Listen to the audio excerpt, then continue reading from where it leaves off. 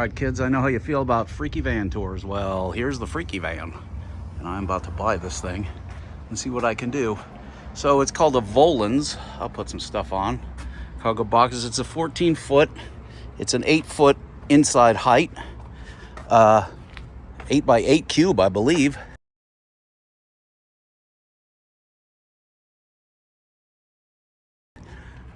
Because it's 10.6 tall in total, as opposed to 8.3 in your regular high top van. These were Swedish motorhome parts, maybe made in Poland or Sweden, but brought over here and assembled by a couple companies, one under the Volans name, another under the Wingstar name, but there's still two companies that make them. One's in Cleveland, right near me, and I actually know a guy that used to work there, and the other's in, I believe, Minnesota somewhere. This is called the soft side. The idea is that the sides roll up because they're just fabric, and you side load it with a tow motor. I believe it'll haul either 6 or 8 skids on the floor, and you can double stack them. So holy crap, 16 skids. I mean, come on. The sleeper is really the appeal. Well, the sleeper and the flatbed size action. The way that works is there's a little hole there. I guess I should go around and actually show you. It has an air suspension. It has airbags in the rear, which I ascertained work. It's still holding 90 pounds. This one was smashed in the back. I'll show you some pictures, but the general way this works, and who knows, you may be buying this from me once I fix it up.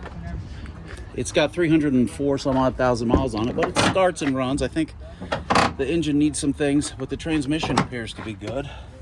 Anyway, what you do is you hie your fat ass in here. Under there, that is a diesel heater. Can't see how you wouldn't be warm enough in this nonsense.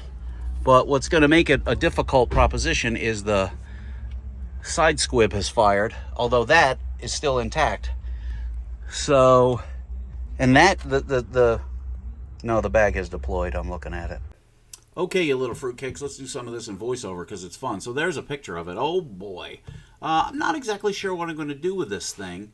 I could just fix it and, make it nice and flip on it. I could put a camper on the back of it and make it my own little motorhome.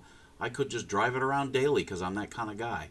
The reason it's cheap enough for me to afford, or at least afford to gamble on, is it was hit in the back. As you'll see here in a second, a car went under and hit that back panel. But that back panel isn't structural. It just holds the light modules.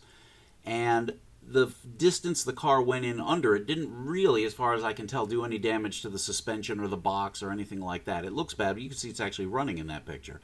But anyway, from my ascertainment of it, it's going to be quite fixable, and I say we put it back on the road and do fun stuff with it. All right, now you know.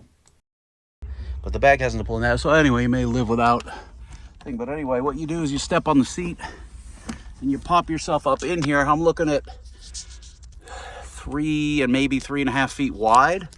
Quite a comfy little thing. And these little windows, why he's got them covered with tape, I don't know, but they're not broken. And they pop out like that. And what's this, a cup holder? I don't know what that is. That's the control for the diesel heater.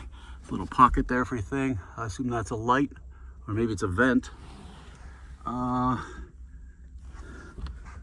that says, that could be for belting. I don't know what that is for. I don't know what happened here. But you can see just general fiberglass technology. Anyway, it would be quite cozy up here. It's very well soundproof. I'm shocked at how quiet it is. Staying warm in the winter wouldn't be a problem just because the space is so small. You just need a sleeping bag. Staying cool in the summer, Jesus H. It's 90 or 86 here now. It's actually not totally intolerable up here. And anyway, and then you drop down and you would end up on the seat, which I could put a seat in it, or hell, I could put a ladder in it. I could even put a little flap here such that your feet don't fall through, and then you burn to death when it catches fire because you can't get out. Other than that, it's pretty standard Promaster fare. Some of the dash is apart, but it seems like it's pretty unmolested even at 304. Did Volans put any of their info in it? No, that's a regular one. Oh, nothing there.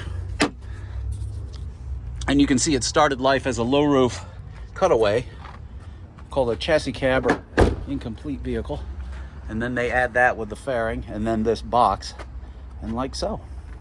I'm interested to see what these side pods yield. It looks like, well, it looks like something you'll see in the overall pics. We'll see how it goes, but I'm excited. Make the guy low ball, live a little. Otherwise, straightforward. Gas, 2018, 300 and some. It is a loss type. It is a full loss, but who isn't a full loss? I shall either name it Beluga or Pompadour.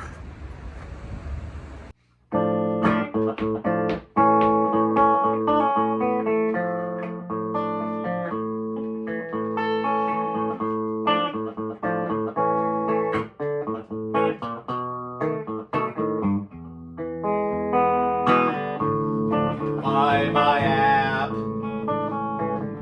Promaster phone.